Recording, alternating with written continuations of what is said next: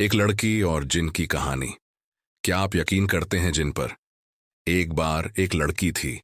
उसे जादू में विश्वास था।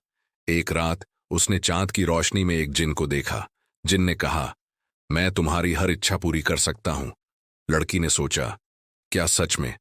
उसने पहली इच्छा मांगी, मुझे सुंदरता चाहिए। जिन ने उसे एक जादुई आईने में देखा दिया। वह बहुत खुश हुई, लेकिन कुछ दिन बाद उसे समझ आया कि सुंदरता ही सब कुछ नहीं है। फिर उसने दूसरी इच्छा मांगी, मुझे दोस्त चाहिए। जिन ने उसे ऐसे दोस्त दिए जो सच्चे थे। अब वह अकेली नहीं थी। लेकिन एक दिन जिन ने कहा, हर इच्छा का एक दाम होता है। लड़की ने सोचा, क्या मैं तैयार हूं? उसने अपनी तीसरी इच्छा मांगी, मुझे खुद को जानना है। जिन ने उसे एक सफर पर भेजा। वह अपनी ताकत और खामियों के साथ मिली। उसने समझा, असली जादू खुद में है। अब वह खुश है, बिना किसी जादू के।